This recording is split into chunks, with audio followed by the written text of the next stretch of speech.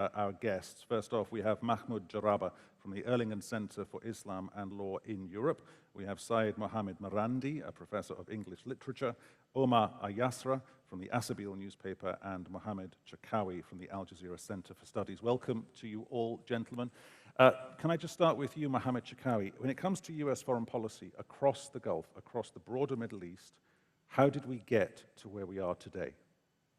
Well, actually, Trump's foreign policy entails several political ironies. Now, this month, we are talking about what would amount to declaring an economic war on Iran by pushing for a zero export of Iranian oil. At the same time, the Trump administration is handing a peace hand, or more, ushering a peace hand to the Taliban that was blacklisted for the last 20 years. So I think since we are here to talk about the Gulf, Israel, the Palestinian question, and the other Middle Eastern dilemmas, I think there is a common thread that combines them here. And I would call it the lack of a Trump's grand strategy. What we have seen so far is mixed reactions to different incidents, different case studies, if you like. His approach to the Iranian has nothing to do with his approach with Taliban, as I mentioned earlier. At the same time, his approach to the Golan Heights question differs from all the claim of being a broker of peace between the Palestinians and the Israelis. So there are several controversies going on. And I think what is also central in this analysis is the fact that Trump prefers to handle one crisis by jumping to another. So we don't see a settled period of time where there is a strategy that is going on. Not only that, we can also add another factor that is perplexing most of us as analysts, is how he keeps shifting his positions and his statements about the very same issue. So I think this has to do with his push for monopolizing the decision maker. Sometimes he differs with his own advisors. He goes against the establishment. He has been at odds with the Congress most of the time. And the question now in Washington in particular is how far he is advocating the US national interest overseas, especially in the Middle East. And I think there are certain moderate politicians and diplomats in Washington who believe that probably he has done so much damage to the global position of the United States. And there is a confusion how we can categorize him. Is he a realist, hawkish leader, or a pacifist, dovish president when he is between his choices of engaging in conflicts as well as pulling out from certain violent areas like Afghanistan and Syria? So there are several questions that are in the mix, and I don't think that his political thought depends on a well-crafted formula of pushing for his interests, although he keeps coming back to his slogan, I am the leader of the United States of the world. And last September, he appeared at the United Nations General Assembly defending a non-globalist formula. And I think now the Americans are reconsidering their strategy, not only vis-à-vis the Middle East, but also vis-à-vis Russia, vis-à-vis the European Union. The transatlantic alliance is breaking away. The closest friends of America are now moving somewhere else. So I think, on the one hand, he likes to isolate the United States under his slogan of economic protectionism, political isolationism, but at the same time, he cannot close the circle, how far he is going with these piecemeal decisions that have nothing in common. And down the road, the Americans will have to sit down and figure out exactly the benefits of Trump, whether in the first 4 years or even in the next 4 years if he's elected in 2020. I think we are still judging Trump from outside, from an outside perspective, and we need to get into his own mind and also consider that on the one hand, he is somebody who believes he is a pragmatist, but if we analyze his decisions in the last 2.5 years, I don't see that there is solid pragmatism that is result-oriented. I'll stop here, and maybe our friends will have other comments about this. Omar AYASRA from Asabil newspaper, do you concur with that analysis of where Donald Trump is coming from, and not wishing to put words into your mouth, Mohammed, the dangers that perhaps lie ahead when it comes to where Donald Trump is heading when it comes to US foreign policy in this region?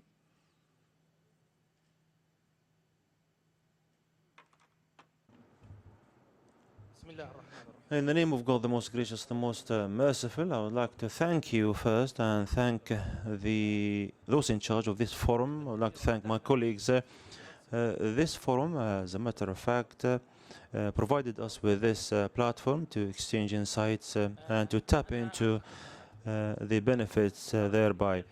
I concur with the gentleman, what he said. Indeed, it is the American administration is unpredicted, and as a matter of fact, it acts in a confusing kind of way. It dispenses with pragmatism, but it depends on the ideology per se. And this is very manifest in the Palestinian cause. The Americans do have a pre-judgment kind of stances, and they lean very flagrantly towards the Israelis. He asked, what's the problem with the Palestinians? They said there is this and that. So he said we need to lean towards the Israel. This has been emblematic to the fact that he took different decisions regarding Jerusalem, the Golan Heights, and so on and so forth. But this doesn't mean that he is the only reason for such manifestations. He thinks that this land is fertile and he can plow into it as he likes. We, as Palestinians, are susceptible to be subject to whatever the Americans want to do with us. And this is a fact. We are the weakest side. We are terrified, and he invests in this terror, and he would bring along his bogeyman in order for us to be more needy for him. He said to King Salman, pay and I'll protect you. He interferes in the legitimacy of certain countries. Saudi Arabia is fearful when it comes to political Islam. MBS is fearful when it comes to the militants and the Wahhabis and the Emirs, and he exports more fear when he thinks that he fears from the transformations, the societal transformations, the domino effect, Iran, ISIS. He is, as a matter of fact, fearful of all what goes around him. This is the stance of Saudi Arabia. It is a state of terror or fear. And I think that MBS indeed is a chauvinist, and or rather Trump is a chauvinist, and he, as a matter of fact, taps into what he needs perfectly. Trump can drive a wedge between the allies. He would play, I don't know whether you can understand what I would like to say. He plays the role of those who bully the others in the classroom, the bullier. And he invests in this crisis, and even in the crisis of Iran, he invests in the Middle East. Everybody has reached a state of fatigue. Saudi Arabia has been complicit and involved in the Yemen, and it pays plenty of money. And Trump would say, oh, you, king, you have to pay because I protect you. But Kuwait has been wise, but Trump didn't take heed of what Kuwait is doing. So Trump is rushing things. This administration is in a hurry. China ought to be halted. Russia ought to be halted. And as a matter of fact, Israel ought to have the upper hand. But those who think that America has been under siege, no, America pulls the strings in the Gulf. Egypt is subservient totally to the United States of America because of the question of legitimacy and the fear that I've talked about. Everybody is in the service of Israel. This kind of approach, following 2.5 years of Trump's era, is emblematic to the fact that we were susceptible to his maneuvers. In Jordan, we are partners with the USA. We have an economic problem, and we'll be having 7 billion from America. But he curbs Saudi Arabia or prevents Saudi Arabia from giving us money. His conduct with the Palestinians is chauvinistic, is evangelical, extremist, and this is the gist of what he does. The first session, when we talked about arms race, who benefits from arms? Even Iran. We thought that Iran was wise. It was complicit and it was ensnared in the Middle East, and it lost a lot and it will lose a lot. Sanctions had been leveled against Iran. They are crippling. So this administration is going kind of willy-nilly and doesn't take heed of the implications thereby, but it leans towards Israel mostly. Let's talk about the alliances. The Emirates, Saudi Arabia, Egypt, with the consent of America. Qatar, Turkey, again with the consent of America. There are certain maneuvers, but still with the consent of America. So the issue is grave, and we are indeed living in a stalemate, in plenty of terrible troubles, and that's my interpretation of the administration. And by the way, the man Trump did not declare any war. He didn't trigger any bullet. He taps into our weaknesses, our underbellies, and but at the end of the day, I would like to say that we are susceptible, inclusively. Malik bin Nabi, the Algerian scholar, said this. We are prone to colonization, and perhaps more than colonization. We are susceptible to be weak, and thus the Americans would come along without any political agenda, but with weapons and ideology, and we say, please, come along. We are terrified, we are fear from each other, from the legitimacy of our governments, from our peoples, and the issue is dire and pessimistic. We are a failure, and the trinity of despotism, the failure of development, and the failure of cleaving to our dignity. But in conclusion, I would like to say that the Americans lean towards the Saudis and the Emiratis, i.e. the entrenchment of the uncultivated, the stupid despotism. They don't want Abdul Nasser, the Nasserite, the Pan-Arabism. They don't want this, but they want despotism that is stupid, despotism on a par with Sisi's despotism that is naive, and his call to Haftar is emblematic of that. These are the questions, but in conclusion, I would like to say that we are the susceptible. Thank you. Thank you very much for that, sir. Syed Mohammed Marandi, to pick up on a phrase that you used, sir, you were talking about it being willy-nilly. Is that how it's perceived in Tehran? Well, I think, first of all, I'm very grateful for this invitation and this fantastic platform, and grateful to the audience for being here. I think perhaps one way of interpreting the United States is to look at the U.S. administration, or to reverse the phrase, the regime, in a sort of different light. Trump is, I think we should look at him separately from Pompeo and Bolton. Trump, I think his basic objective is re-election and to remain in power. And almost everything that he's done over the past few years was to get elected, and now I think it's to get reelected. Bolton, on the other hand, is a neocon. He's an American supremacist, and he wants to settle old scores with anyone who stood up to the United States. So that makes him different from Trump. And Sheldon Adelson is perhaps a key figure behind Bolton and Pompeo. But Pompeo is different from Bolton in that he is a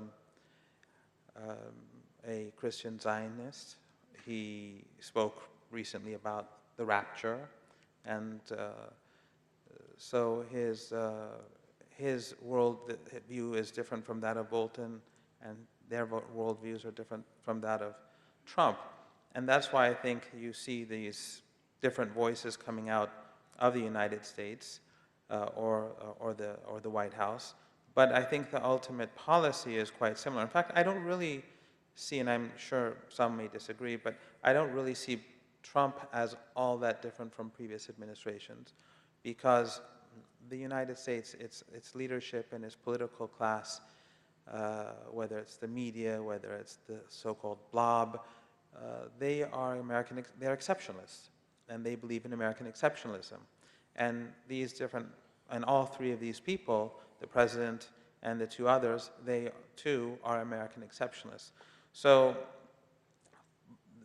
however, I think that they are probably more crude in expressing their policies and their views, and they are less sophisticated in the way in which they implement that. Thus, they have isolated the United States, especially because simultaneously across the board they've antagonized China, they've antagonized many in the EU, their own neighbors, they've antagonized Africa, using derogatory language about Africa or Latin America, and the way in which they crudely try to impose hunger on Venezuela, and so on. So I think that they have isolated themselves, and ironically, the only country that Trump tried to establish good relations with, Russia, one of the few, his opponents, out of clear antagonism towards Trump, destroyed that relationship. So while the United States under Trump is creating a lot of tension in the region,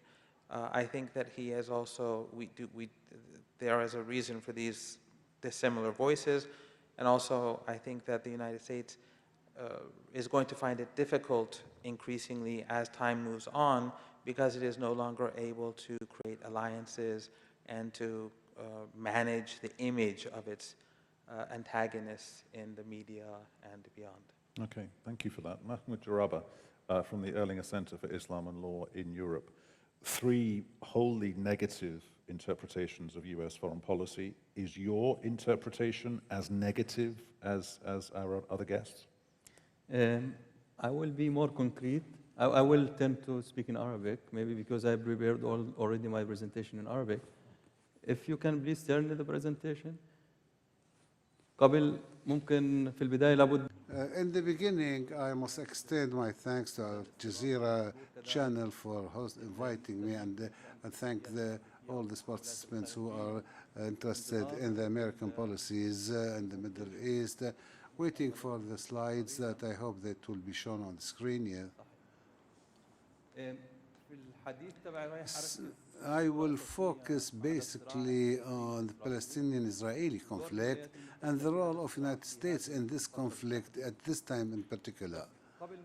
But before doing so, I think there are three main bases to clarify the American policies in the region, which are Israel, Iran, and Saudi Arabia. These three countries are the basis of the American strategy in the Middle East, and specifically in my intervention, I will focus on Israel and the conflict with the Palestinians. The American vision to the Arab-Israeli-Palestinian conflict is that is one-sided. The world speaks a lot about the deal of the century. I don't like this expression. I would like first to speak of vision, American vision of the solution, and I think after Ramadan this will be announced, but in fact, practically, the implementation began on the ground 2 years ago, and even before that. And with this American vision seems that it does not based on the two-state solution, which is the basic principle of the Israeli-Palestinian negotiations. This is no longer the case. And second, one of the American policies to help Israel to achieve a historic victory over the Palestinians, and this kind of seen since the beginning of Trump's term, so that there should be pressure on the Palestinians. And what is new in Trump's policy is that he's trying to weaken the Palestinian Authority, to push them to the negotiation table again and capitulate by threatening to stop the financial aid or other punitive actions such as closing the ILO, Palestinian PLO, bureau in America. And there's the issue of the recognition of Jerusalem more than a year ago. This was the basic issue that took the decision about, basically for a psychological reason, to remove Jerusalem from the table negotiation, because he is sure that no Palestinian will accept a state of Palestine without Jerusalem. The idea now is to give the Palestinians sort of settlement on the suburbs of Jerusalem, Abu Dis or other, that it will be the capital for Palestinian state of East Jerusalem, where there is and the proof is that there were so many demonstrations that went to the streets to challenge the American decision by the Arabs and the Palestinians. But this not really except only Gaza. Gaza is still demonstrating, but for different reasons, in fact. There were no big demonstrations, but there was a reaction against the American decision to recognize Jerusalem as a unified capital for Israel. This has encouraged USA to go further for so that they can remove one issue after another from the table of negotiations. And then the issue of refugees, which is the most complex issues in the Palestinian issue and its solution. As we know, the refugees, there was the UNRWA organization or agency that was created 1 year after 1948 war, and the main objective of this UNRWA's creation was to take care of the Palestinian refugees. Right now, UNRWA looks after about 5.15 million Palestinians who are in diaspora or inside Palestine, West Bank or Gaza. There are 3.1 million Palestinians who receive medical care from UNRWA, and there are about 500,000 students in the schools of UNRWA.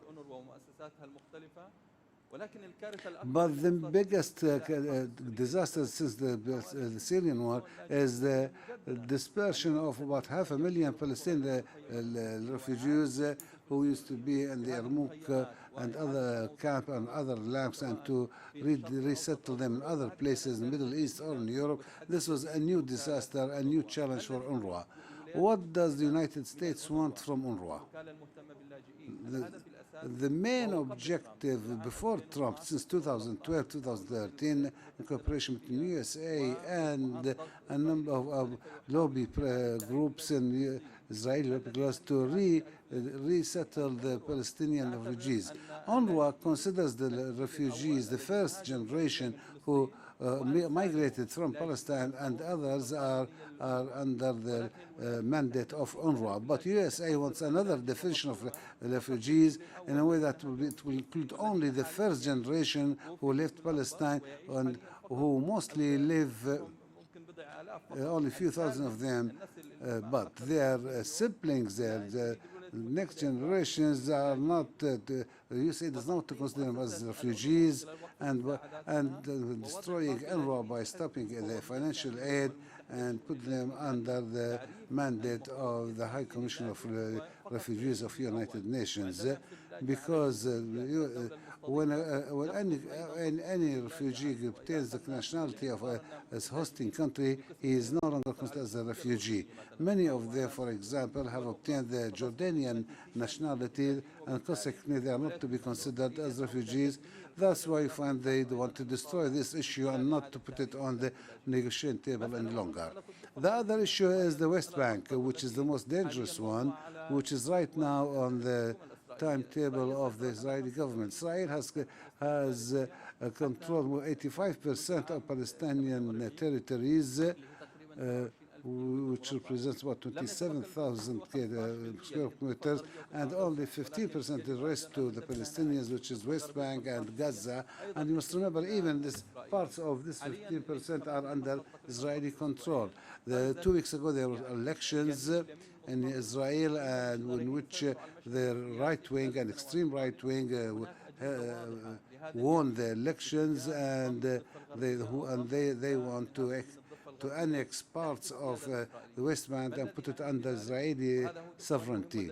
And this is in line with the American strategy, is to separate the West Bank from Gaza by increasing deepening the differences between Hamas and the authority, and Hamas wants to keep the status quo in Gaza, and will with some opening with in cooperation with Qatar and Egypt, with the United Nations, to sort of to cool down the economic tensions in Gaza, and while the USA want to put more pressure on Hamas, maybe to push them into military confrontation with Israel, and in a way that it could be blamed, as Hamas could be blamed for the casualties.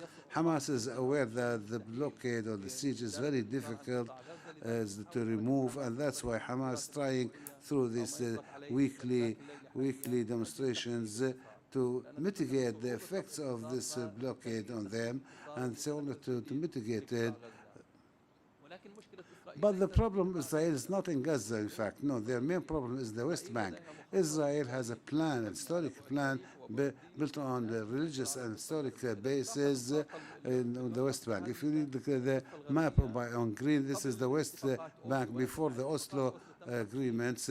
But after Oslo, West Bank was divided into 3 areas, A, B, and C. Area A is completely controlled by the Palestinian Authority, and where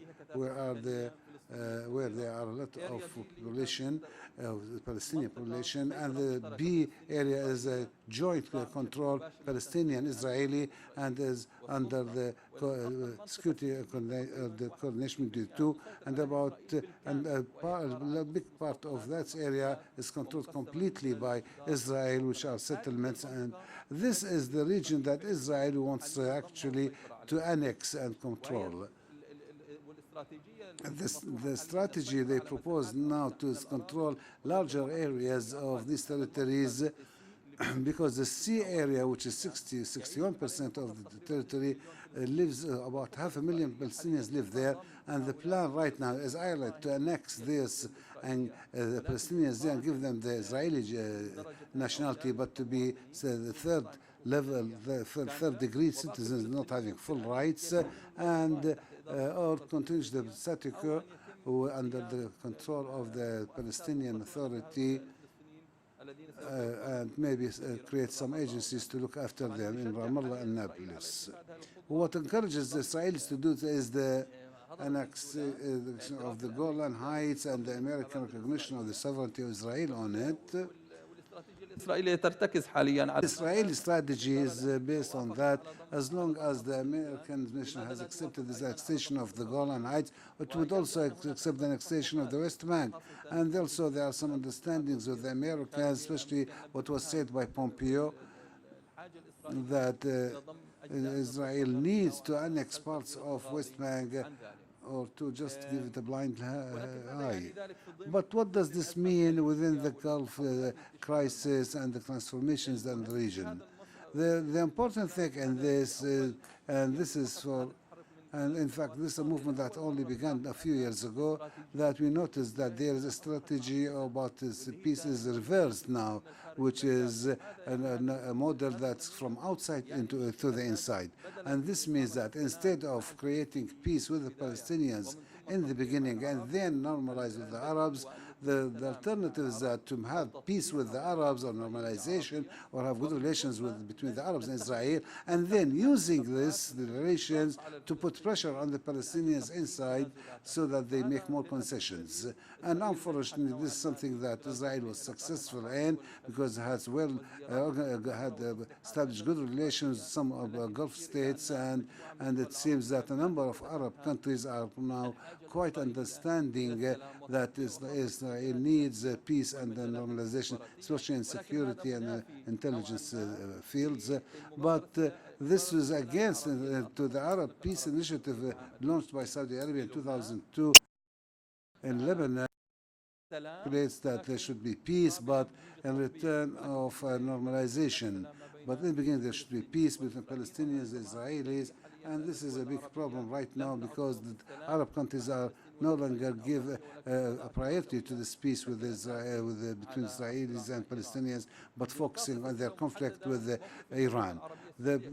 Saudi Arabia being important part of the American strategy, Saudi Arabia is working some sort to bring in or to integrate Israel within the Arab security system in order to confront Iran, because right now the main phobia is that against Iran.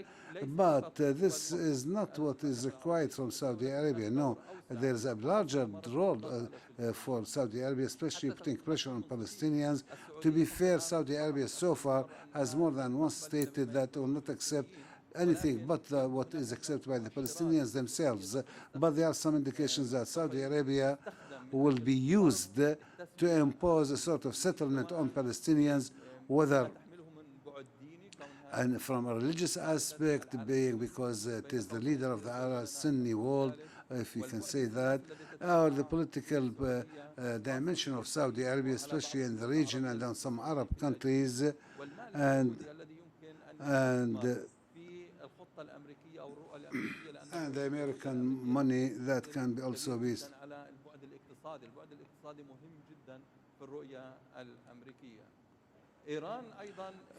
Iran also is a player in this, but from a different point of view, because the Iranian nuclear program and missiles is something very much focused on by Iran, by USA and Saudi Arabia, and so that they need to confront Iran in these two issues, and especially the Iran's support to Hezbollah with giving them the advanced weapons. And that's why you find that a lot of attacks on Israel, on the Hezbollah forces in Syria, especially of the American withdrawal from Iraq, because there is a fear that the influence of Iran will increase in the region, and any. As a conclusion, I would like to say, how can we understand from all these developments about the Palestinian issue, what more marginalization of this Palestinian issue? And this was seen a few weeks ago when Netanyahu's bureau leaked a number of, one session in which a number of the ministers of Gulf states, including the Bahraini one, the Saudis and the Emirates, spoke clearly that their priority is to face Iran and not to solve the Palestinian issue. Second, the rejection of Palestine. What if the Palestinians rejected these proposals, American proposals, and the Palestinians, the leadership announced that they would reject any American step to put an end to the main issues? In this case, United States will find itself that it needs to put more pressure on the Palestinians or to allow Israel to annex the West Bank in order to pressure the Palestinians. And also another challenge is that Jordan might reject the American propositions because of the Jerusalem issue, because Jordan is very much sensitive about the issue of refugees also, and there's a problem there also in Jordan related to transfer. That's to say, if there's transfer of Palestinians from the West Bank to Jordan, what will happen? What will be the position of Jordan, and how will this all affect the developments on the tenure? I stop here and will be happy to discuss more details in the coming questions. Mahmoud Jaraba, thank you so much. Mohammed CHERKAOUI, so many issues to unpack. We've got plenty of time.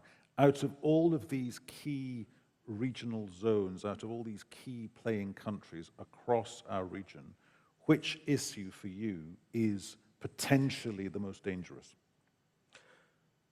Probably the expected announcement of the deal of the century in a few weeks from now, and I think most Arab and Muslim audiences, governments, elites are anxious to figure out exactly what Jared Kushner has as a magic touch to advance this plan.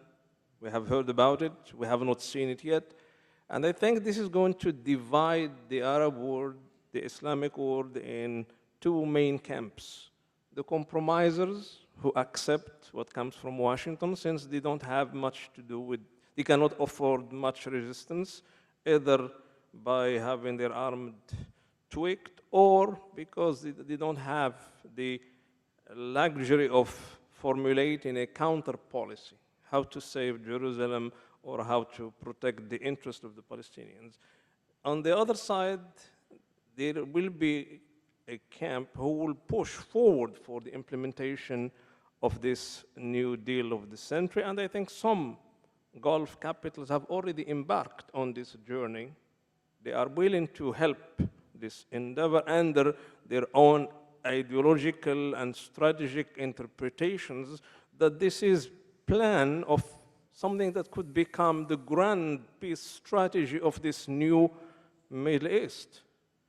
Back in 2006, then Secretary of State Condoleezza Rice visited Israel and Lebanon, and she announced her formula, al-fawda al-khallaqa, chaotic disorder, if you like. And I think this is part of a 20-year later push toward this radical, one-sided, one-dimensional peace process. And I think in the meantime, we need to observe the consolidation of the three figures, Kushner, Bolton, and Pompeo, this triangle that is pushing forward what Trump would like to offer the Middle East. This is going to be rewarding both in terms of solidifying the American-Israeli alliance. At the same time, it also serves the electoral drive of keeping Trump at the White House for the next 4 years. So besides this debate or controversy around the New Deal or the new deal of the new century, I also observe a couple of transformations that are going on now. In other words, how we can look at the Arab, North Africa, the Middle East, and the Gulf in terms of this dynamic, interactive politics going back and forth between Washington and the region. And I think we are heading toward pushing the Arab world into two rivals. Those who would like to maintain the minimum assets in terms of strategic interests, in terms of the Palestinian issue. However, the rival camp is pushing for more narratives of counterterrorism, more narratives of suppressing the will of the Arab masses. Last week, Trump made a phone call with General Khalifa Haftar in Libya, And he basically praised him for being a driving force for counterterrorism and conduit for stability. And we also observed that the coup d'etat in Sudan took place or coincided with Abdel Fattah Sisi's visit to the White House. So there is this camp now that is building on Tobruk, on Cairo, on Abu Dhabi, on Riyadh. So I'm afraid that we have suffered so much from fragmentation within the Arab region, and the next phase is about having two forces that are going to collide with each other, whether in a post-2011 uprising reality or even in a post-2019 reality. At the same time, I think we also need to reconsider. I mean, now we are critiquing Trump, and I don't think we are being harsh because this is part of the global debate. I mean, 2/3 of Americans are still skeptical about his policies, both domestically and internationally.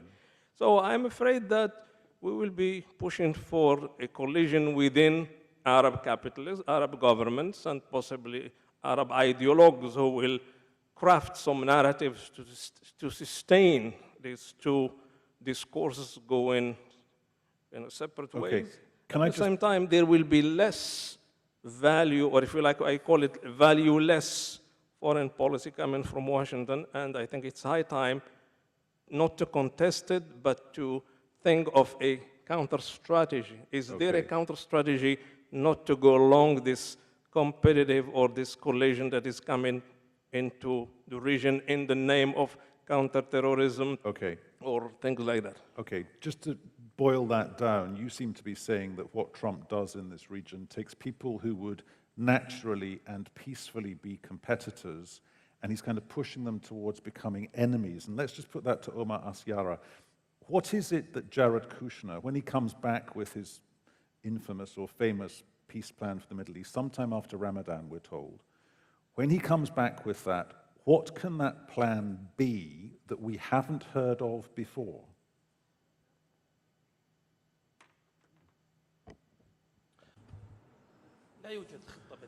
No plan B in sight.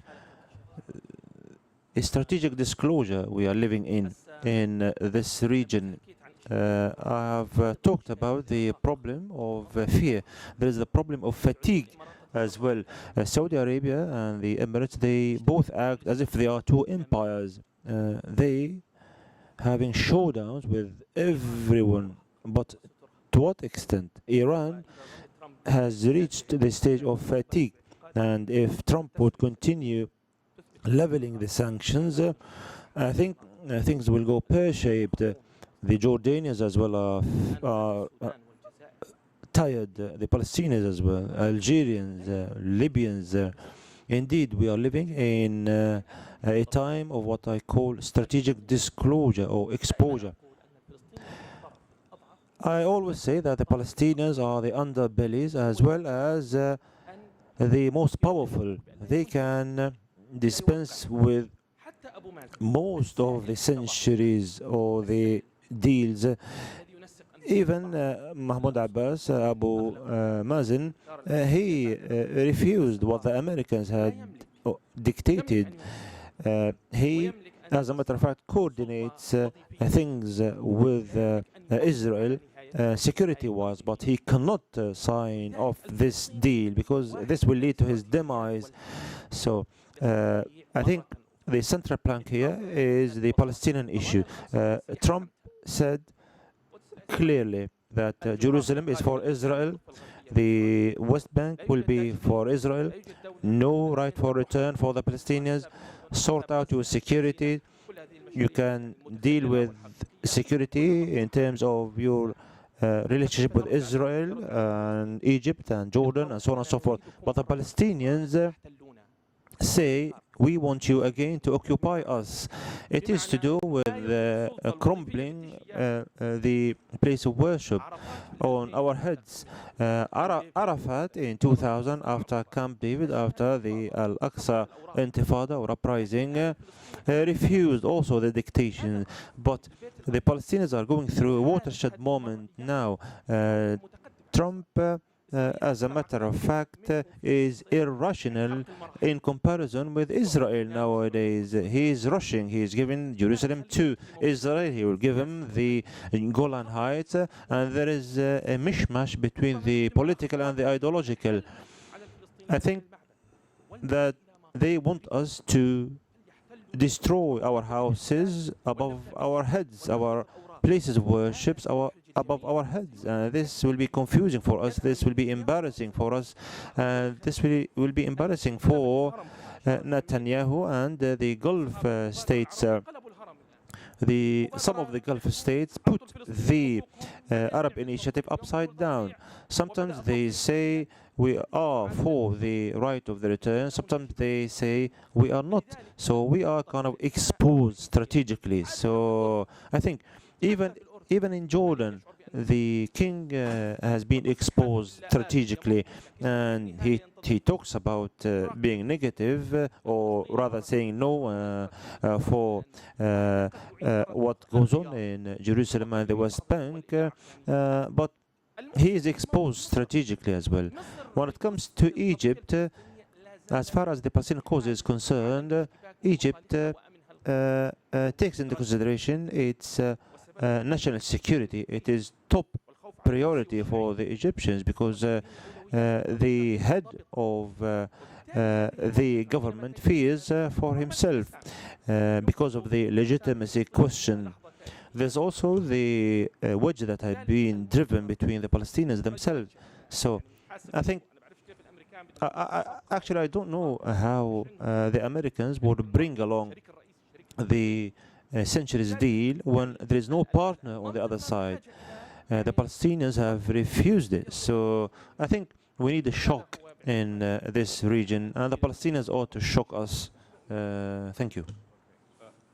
JARABA, the immediate backstory, as our two colleagues have outlined, you've got the embassy being moved from Tel Aviv to Jerusalem. You've got the move over the Golan Heights. You've got Jared Kushner, who has this very close kind of WhatsApp relationship with Mohammed bin Salman in Riyadh. They literally talk on WhatsApp.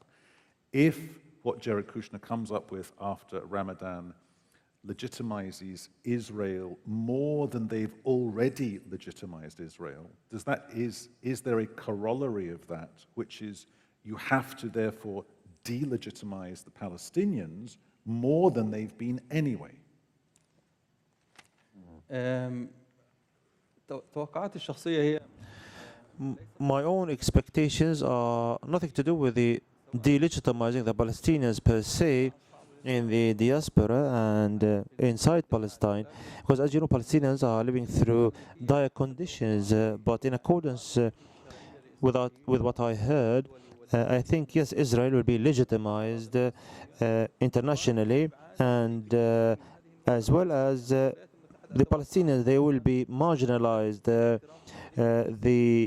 The Americans don't want to recognize the Palestinians as a genuine partner because the Palestinians are saying no to the American plans.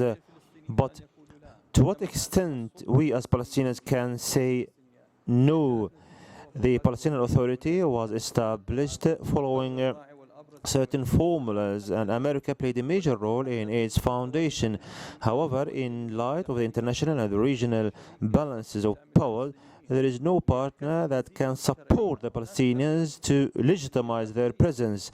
There is an internal legitimacy, Palestinian legitimacy, that relates to our circumstances, but it's still fading away, and it is weak. As we know, the elections of the Palestinian Legislative Council has been expired 10 years ago. There is no parliament, and this is a problem. The Palestinian legitimacy as well suffers from the division between Fatah and Hamas in Gaza, this is not a political division per se, it is a societal division as well between the two geographies. This is more ominous. The Palestinians had reached the stage of fatigue. Indeed, not only the Syrians, not only the Libyans, the Palestinians in the West Bank and in Gaza, they are tired from the reoccurrence of conflicts with Israel without having in place a vision to put an end to it. The Palestinians are busy with the dire economy. The Palestinian Authority pays 50% of the wages. It used to pay 40% only, and as a matter of fact, this depends also on the taxes returned from Israel, but Israel punishes the Palestinian Authority now, and it does not provide them with such tax return money. The Americans stopped the financial aid, most of it, but it still supports the security apparatus. So the Palestinians are suffering, and they are divided. They cannot crystallize kind of a legitimacy that is genuine through elections on the level of the Palestinian Authority and the PLO. But as a matter of fact, this is very vital in order to revitalize the Palestinian cause amongst the Palestinians themselves and in the Arab world, but still, this is far-fetched. What happens when it comes to Mr. Rouhani's reaction to where Donald Trump, what the direction of travel is? Because he said, in effect, he said, I cannot work with Mr. Rouhani. That's when he walked away from the nuclear deal. The moderate quotes, and I'm using the word advisedly, Mr. Rouhani. So what might Mr. Rouhani do next? Because it occurs to me that he's maybe at a point where he might pivot in one direction or another.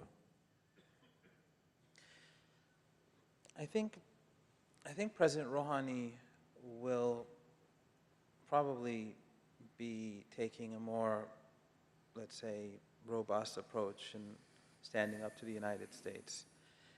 And while the sanctions against Iran do hurt and they do bite, they have had major political benefits for Iran, which shouldn't be taken lightly. Even European countries, traditional allies of the United States, which have so far abided by the American sanctions, they've, despite their protests and despite their pretty words at times, but they do obey Trump. But politically speaking, the United States is in isolation. That has helped Iran. That has this narrative that has been built against Iran for decades has ruptured. Doesn't bring food to the table, but it does make a big difference. Second of all, I think President Rouhani will be looking for alternatives. Remember, Iran has 15 neighboring countries, and therefore many means to do trade. Oil, they will continue to export oil.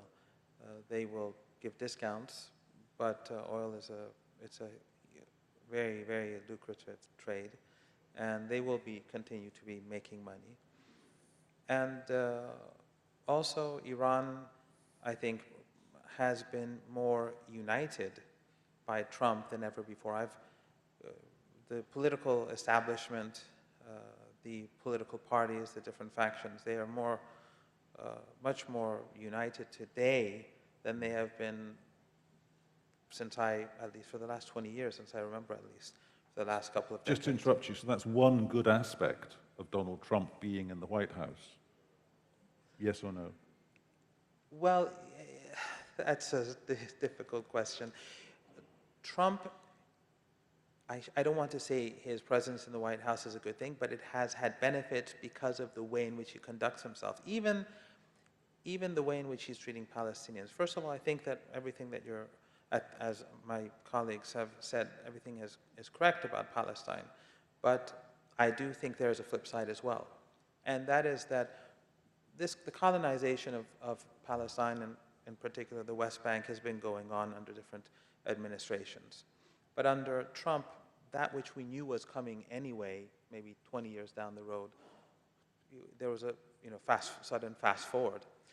But this the Israeli regime in a very difficult situation, because the Israelis, and this I think could have potentially positive outcomes. Either the Israelis have to carry out mass deportation, ethnic cleansing. That comes at a huge price, and it would destabilize or bring about the collapse of neighboring countries. Or they become increasingly similar. I mean, I believe Israel has always been an apartheid state, but even in the eyes of our Western friends and colleagues who like to say, well, hopefully there'll be a two-state solution and so on, but with the colonization of the West Bank, that's become impossible now. They no longer have that excuse to close their eyes to the reality of apartheid. So Israel is becoming more universally recognized as the apartheid state that it is. And three, that the Israelis, they have to kill everyone or they have to give them citizenship, and they're not going to do that. So the Israeli regime is in a very tough situation. It's not, I mean, Netanyahu, I think, is very happy with Trump. But Netanyahu is sort of like Trump. He is looking, I think, mostly for his own personal interests, his legal issues, his corruption, the court case on corruption, him and his wife. So I don't really think that he is very careful about how the Israelis are going to have to face repercussions for the policies now being carried out by the Israeli regime in Washington. Okay, thank you for that. Now, I'd like to take questions from everyone in the room, sir. Yes, you with your hand up there, sir, and the 1, 2, 3rd row, back from the front. Yes, sir, please.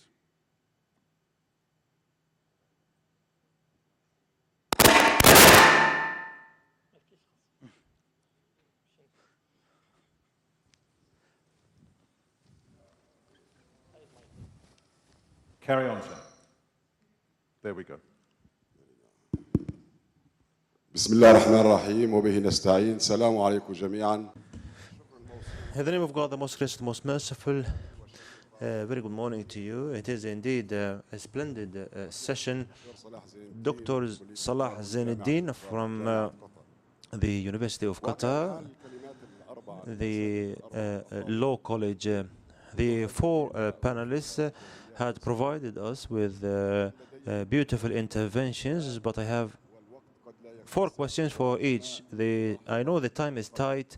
If you allow me, I need just to comment first. Everybody talks about Trump and the American administration's stances as if they are predestined, and everybody is fearing from this merchant, from this tradesman, as if what he says is a must or a destiny. But this doesn't apply to different parts of the world. As a matter of fact, I think this man came along in America for America to deteriorate. I'm not a politician, I'm not a strategist. This is just my gut's feeling. I'm a layperson. I think that Trump would lead to the deterioration of the American empire, especially when it comes to his policy.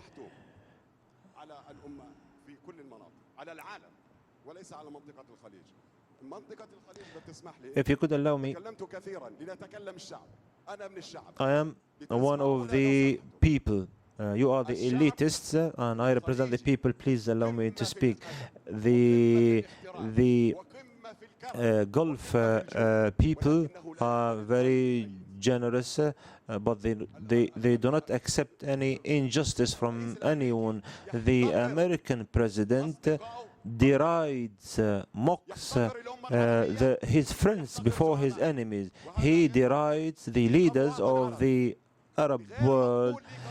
This is unacceptable for me as an Arab. Just for a second, can you allow me just to boil that down to a simple concept, and then we'll put it out to our panel. Okay? There are other people, sir, who want to talk as well. Yes, I do apologize for taking much of your time. If you could allow me, I will be succinct. If you could allow me just a few moments. I'm not anti-American. I'm anti-injustice, because injustice has been rampant in Venezuela, in Yemen, in Palestine, in Libya. France supports Haftar for killing his countrymen. We are living under the umbrella of the rule of law, or the law of the rule, or the law of power. We do support the human rights issues and so on and so forth, but the injustice has been propagating all across the Arab world, and the American administration is at fault here.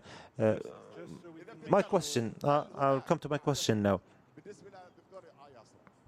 Dr. AYASRA, this is a question is addressed to you. I am Jordanian, and we are in Jordan.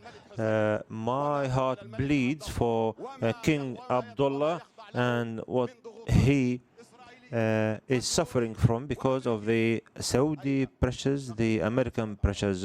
Where are we now from the centuries deal and from the Saudis' pressure? My question to the Iranian panelists, do you think that the Islamic Republic would reformulate its policies and look at the Gulf countries, at its neighbors, for allaying any fears? Would it be possible to retweak its policies in order to get to an understanding, some sort of understanding with the Arabs, so that Israel won't become a master?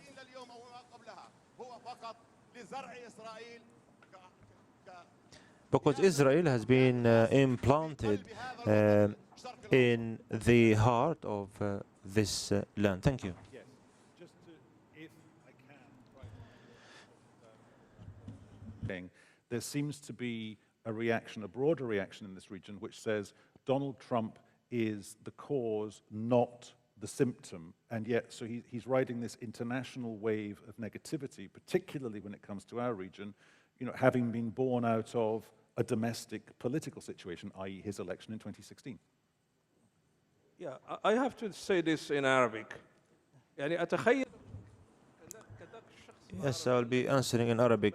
In 1948, I imagine you similar to those who stood in 1967, 1991, and 2003, and the same emotional, unbalanced reaction that has been displayed. This is emblematic to the fact that we don't deal with America and the American administration pragmatically. We just chant slogans, and we kind of become more emotional. You said that this is not a destiny. Yes, this is not a destiny, and that's why we need to be pragmatic. Otherwise, we might as well dispense with our mental capabilities. Please do not provoke yourself. Be calm. Keep your shirt down. And as a matter of fact, we need not to be emotional. I'll take one more question from the audience. The younger gentleman over there. No. نأخذ. And I want to get our concluding thoughts from our panel up here. We'll get the microphone to you just as quickly as we can, sir. There we go. The gentleman there in the pink shirt with the hat. بداية أشكر منتدى الجزيرة وأشكر الأساتذة. I would like to thank Al Jazeera and the panelists. Mustafa Yusafi, Moroccan writer, journalist. My question to Mr. Omar Ayas, because his ideas are like the problem is that what was not taken care of in these 2 days of this forum is that we are speaking about regimes, systems, or Arabic or the West. But what about the peoples? What about the position of the Arab people about all this, especially that the people are, at the end of the day, the most affected by these conflicts? So as it is clear now, there are two camps. One that are the Arab Zionists, who are not by coincidence are the same who are counter-revolutionary, Saudi Arabia and the Emirates, who have killed the Arab people who call for liberty and dignity. The other camp, which I think the West is pushing to, is the Iranian conflict, or as Washington says. And the problem is that, as if you go back to focus on that, the Arab people's position. What is their position regarding these two camps? I think that the Arab peoples are against the two camps. Most of the Arab peoples are against the Arab Zionists and against Iran, because Iran's interventions, the Arab world, has very much affected its image, and it's occupying 4 Arab capitals, and there are some historical and religious differences and conflicts between the Arabs and Iran. It's about the people. ما في صوت. لا الصوت رجع حاليا. أول شيء الأخ اللي عقب. First of all, about the gentleman who spoke emotionally, I would like to comment on what he said about this policy of the objective is not to say that Trump's policies are inevitable, but what you want to say is that the practical measures taken by Trump. I wanted to explain that so far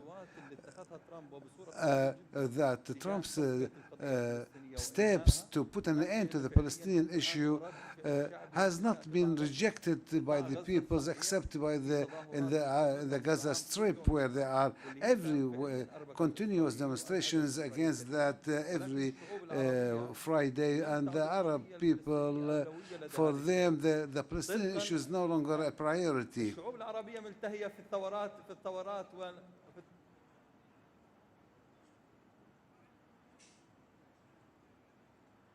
ممكن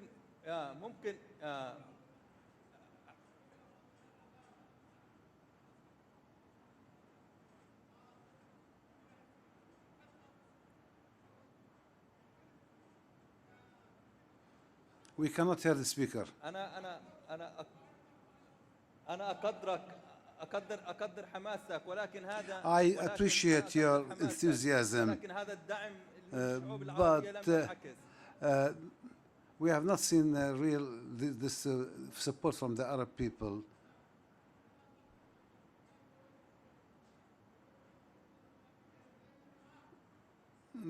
He's defending the people, Arab people in general, that they do their duties every day. They are up to the level of their responsibilities. But of course, I can't hear him clearly. We are supporting different countries, different peoples in the world. Gentlemen, it might be a good idea if we just brought the temperature down a little bit, sir.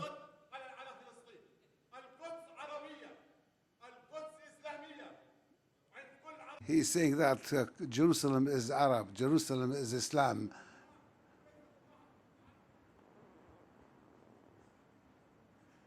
المشكلة إن إحنا جميعنا We all our hearts are with Jerusalem. We don't differ with you.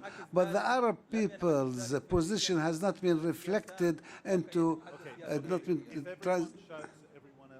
No one is going to get heard. Okay, so we're trying to have a decent conversation about the issues facing this region, and I appreciate that passions run high. Of course they do, but Let's just move this on to our closing thoughts. Omar AYASRA, Mohammed was touching on this idea before, that Donald Trump seems to be creating a new set of allegiances across this region, but nobody is quite sure where those allegiances are heading.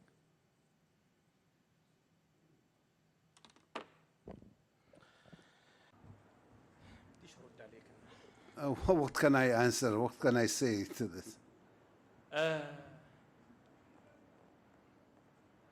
أنا دكتور خلينا نحكي دكتور بدنا نحكي يا دكتور Please let us speak. متفقين معك دكتور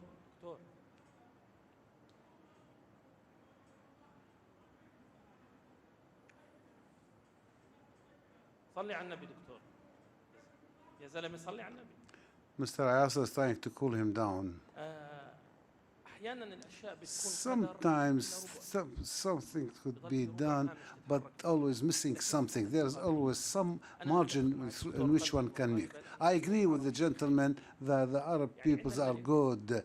We have the king who said, I said no.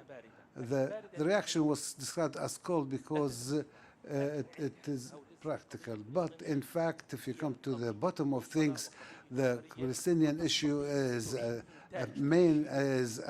not compass. It is our compass through which we go, and anyone who can read the history about that. That's why this is a main issue for us. I agree with the gentleman. Jordan, we are related with the Palestinians. We are waiting for the Palestinians what they say. If they sign, we'll be embarrassed. If they resist, say no, we will follow. That's why you always try to put that the Jordanian position should be in line with the Palestinians. The Jordan has its own fears about Jerusalem. All are speaking about, even the king spoke about that.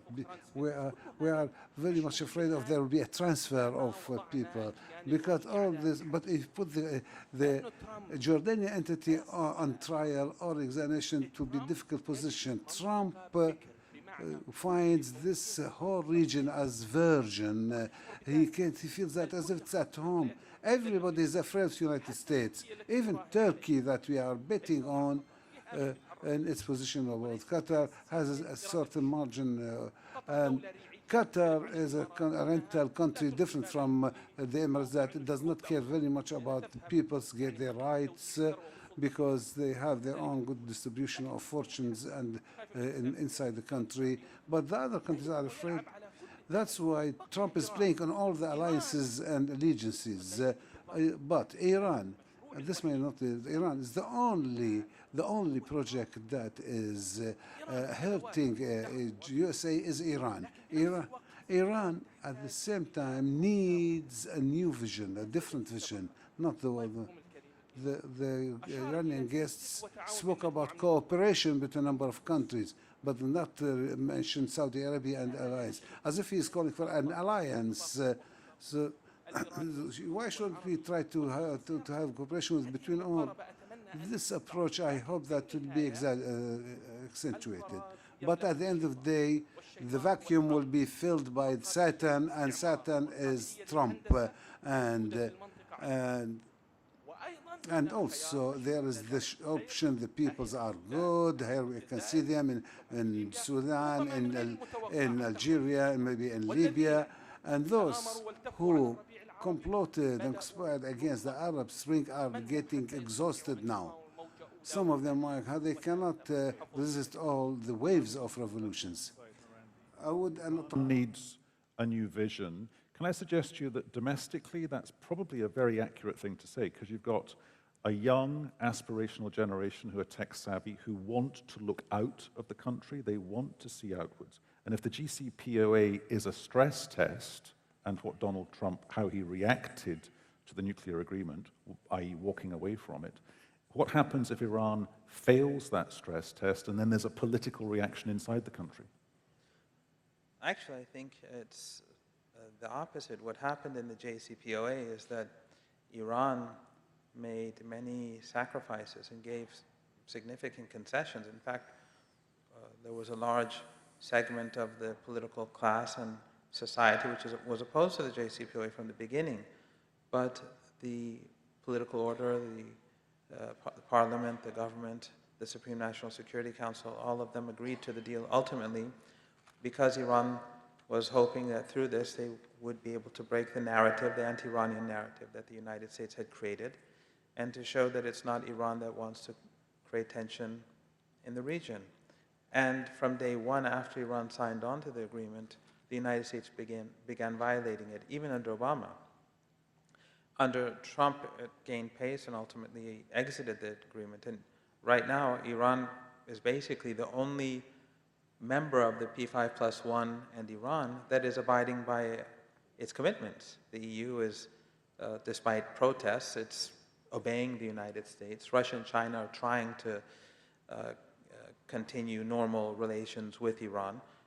And Iran is firmly within the deal. The IAEA has stated, I think, 14 times since the signing of the deal that Iran has been in full compliance. So I think this shows both much of the international community and Iranians themselves that it's not really Iran's fault. On the other hand, I think with regards to the region, you know, Saudi Arabia, just a year ago, a bit over a year ago, when King Salman went to China, the Chinese offered to mediate. And the Iranians said, we have no problem with that. But the Saudis rejected it out of hand. Iran's problem with Saudi Arabia is not new. Saudi Arabia supported Saddam Hussein. I think some say gave up to $200 billion in fighting against Iran, in initiating a war of aggression against the country. But after the war was over and Saddam Hussein then, you know, kindly invaded Kuwait, after that there was rapprochement between Iran and Saudi Arabia, despite all that. So even today, I think that Iran would be willing to move towards rapprochement. But the question is, how do you come to terms with a person who uses a consulate to rip up and burn, allegedly, a reporter, who takes prime ministers hostage, who imposes starvation on his neighbors? For Iran, Mohammed bin Salman is an enigma, and it's very difficult to imagine, or what he's doing to Qatar, you know, trying to do the same to Qatar as well. So for Iran, it's very difficult to find a solution to deal with Mohammed bin Salman, just as it is right now virtually impossible to deal with Trump. Okay. Mahmoud JARABA, has America yet to figure out what its clear objectives are in this region? You were talking about Condoleezza Rice, chaos equals calm, to paraphrase what you said about what she said. One remembers Paul Wolfowitz, when he was high up as a national security advisor. His logic to the Middle East was, in the aftermath of 2003, the war in Iraq, plan B is, there is no plan B. And everyone around the region went, really? That's your plan B? And still, partly because of Donald Trump and who he is as an individual, as a US president, do you get the sense that they're still working it out? It's still a work in progress? Yeah, ممكن إذا أخذناها بصورة أوسع. If you look to this in a larger scale, the priorities in the Palestinian-Israeli conflict is as a priority for the American station. If we look into this from outside the box, we'd notice that most of the American movements and the arrangements later on at the present time focus on the Palestinian issue, whether by Kushner and his team or by Trump, who has a central issue to put an end to all the regional tensions in the Middle East, including the issue of the American withdrawal from Syria. This is something that we should not neglect, and we must keep in mind that USA announced since last year that it wants to withdraw its forces from Syria, and actually began doing so. And and this might lead to some regional transformations, such as the increasing the influence of Iran in the region and Syria and elsewhere, and that's why you might try to find sort of balances in the Middle East about this issue. As for the conflict with Iran, will be a priority now. It is a priority now, and we notice that the American conflicting, accelerating steps to impose sanctions on Iran for two things: either to push Iran into economic bankruptcy or to bring it into the negotiation table. All these interactions are linked one to another, and we need to wait for some time to see maybe there will be some developments in that. That's our conversation. We are out of time and it's lunchtime. A quick note of housekeeping for you. Just to let you know, the next session is Global Media and the Dilemma of Political Crime. That's scheduled for 2:30, so we get a 90-minute lunch break. That was our program. That was Inside Story. That was our debate. Time to thank our guests. They were Mahmoud JARABA, Syed Mohammed MARANDI, Omar Asyara, and Mohammed CHERKAOUI. And thank you to you two for your company here in Doha. It's been a pleasure.